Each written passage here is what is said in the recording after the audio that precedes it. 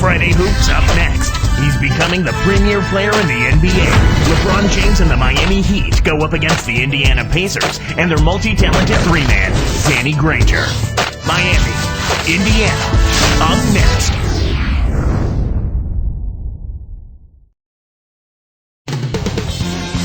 There's a look earlier at one of the NBA's most dynamic scoring threats, D-Wade. Welcome to Friday night coverage of the NBA. Kevin Harlan here, joined by the rest of our 2K Sports broadcast team, the big man Clark Kellogg and the great Doris Burke.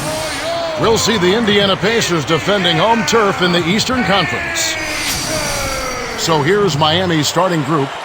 LeBron James is out there with Chris Bosh. Then it's Mike Miller. Then there's Dwayne Wade and Anthony. And for the Pacers, Rush and Granger are the wingmen. Then there's Collison. Then it's Roy Hibbert and McRoberts. You know, Clark, considering the Heat were a team with so many free agents, a lot of whom knew they might not be coming back, they had remarkable chemistry in their locker room. Yeah, I think that's a credit to the character of the players, but also the coaching staff. But they did a great job of playing unselfishly and focusing on wins over individual numbers. And I think you'd have to give a lot of that credit to the leadership of Dwayne Wade, quite honestly, Kevin. A moment to check in with Doris Burke. Doris? Hey, Kevin. Well, I briefly spoke with Jim O'Brien. His main concern was the prospect of checking LeBron James. He's admitted it's as tough a task as you're going to get in the NBA when you're up against a guy who can basically play any position on the floor. He said you just try to take away one aspect of his game and hope he has a cold night in the other areas. But that's not something that happens very often with LeBron. Guys? And thank you, Doris. And Clark, to expand on what you just said, a lot of the free agents were established veterans. Teams know what they can do individually, so the best thing they can do career-wise is just win. Yeah, I agree with you there. That's a great point, Kevin. But also it speaks to the organizational leadership from the front office, and then you go into the locker room with Dwayne Wade. When the organization itself feels stable, I think the players can settle in and focus on the things that are going to give you the best chance to win. Clark, what great offense we've always seemed to see from LeBron. Last season, it seemed he settled less for jump shots, and as a result, he had a career-best field goal percentage. Granger misses. Now Wade. Picked up by Collison. Here's Miller. Takes it up. The shot is off, and Indiana will go the other way with it. And Clark, LeBron can get to the rim just about at will. Nobody in the league has this combination of strength, quickness, and ball handling ability. That's why he's such a force getting to the basket, Kevin. Jim O'Brien in his 9th season as an NBA head coach. Yeah, before Indiana, he coached in Boston and in Philadelphia. In both stops, he helped those teams make the playoffs. When you talk about Jim O'Brien, Clark, what is his style as a coach? Well, you know what? He's defensive-minded in his philosophy at its core, but he also loves high-quality shots and doesn't mind the early three. Movement and taking quality shots, a big part of how he coaches offensively.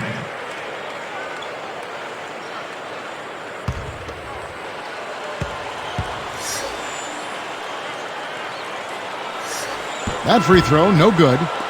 Looking at Danny Granger, a great wing player, taken out of New Mexico, taken number 17, in fact, by the Indiana Pacers, Clark, back in 2005. Boy, and that's a great value at that pick, Kevin. I mean, he's turned into their franchise player. 2 seasons ago was his big breakthrough. He's an all-star. They run their offense through him, and he's responded, finishing 5th in the league in scoring. Both teams deciding to change it up. Now here's LeBron. Here's Ilgauskas. Yes, and it's LeBron picking up the assist. Here is Collison.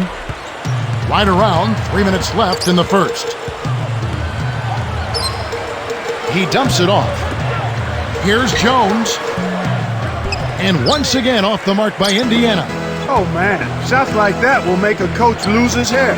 The Pacers finished last season at 32-50, not really in the playoff mix as the season wrapped up. No, it was over fairly early for the Pacers as far as the playoffs go, and they did a little better against the Eastern Conference opponents, however, 23-29.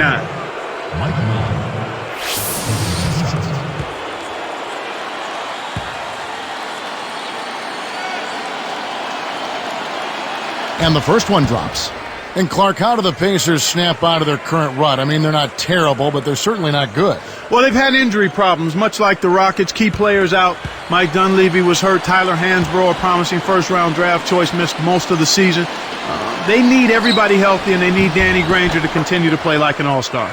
And that's good as he hits both of his shots.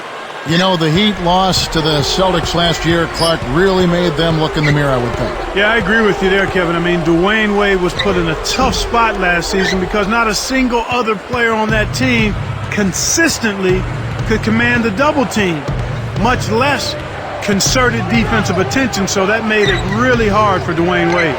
Now let's check in with the third member of our crew, Doris Burke. Doris? Kevin, LeBron James, a superstar in the NBA. But what makes him so special is that he's still such a great team player. He says, for me, it's just about passing, moving the ball, and getting my teammates involved as much as I can. I know what my role is.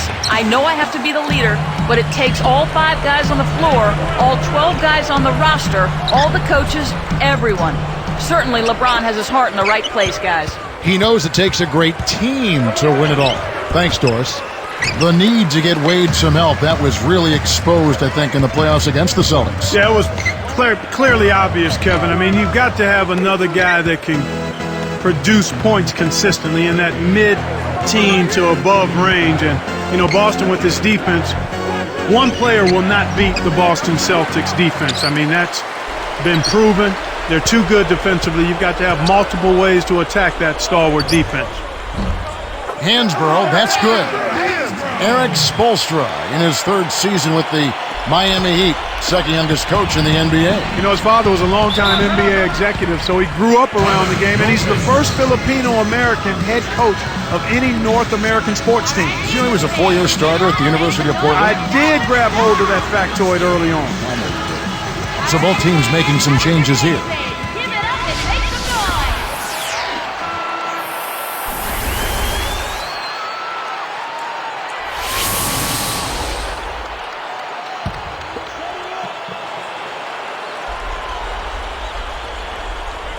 Here's LeBron. No points for him. Granger covering. James kicks to Wade. Releases from 15. Banks it home.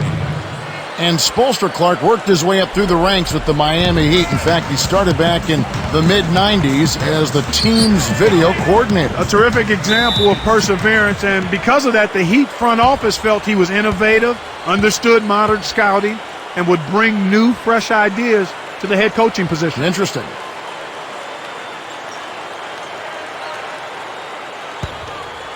Here's Wade. 52 seconds left in the first quarter. LeBron against Granger. Granger against LeBron. Back to Wade. Off the screen. And then Wade slams it in. While we've got a sec, let's check out the Sprite Slam Cam. That's how you do it. That was a nice setup. I mean, the pick was in the right place, right where it should have been. Followed the strategy that is mapped out on the sideline. Those timeouts mean a lot for these guys. Yes, they do. Here's Price.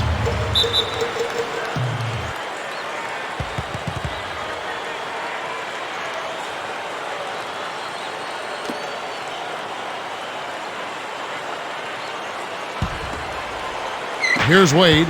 6 points for him. 7-second difference, shot and game clock. Outside, House. The shot's good on the assist by Wade. Here's Price. Wasn't watching the line there. That's going to be an over and back. So both teams changing it up here.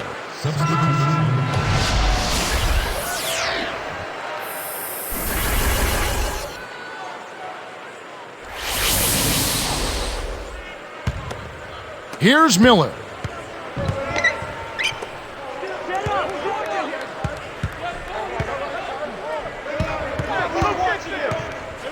Here's House. McRoberts corrals the miss inside. Here's Foster. And that signals the end of the first quarter of play. Double-digit lead on the scoreboard. Heat lead by 11. Well, they've been the beneficiary of quite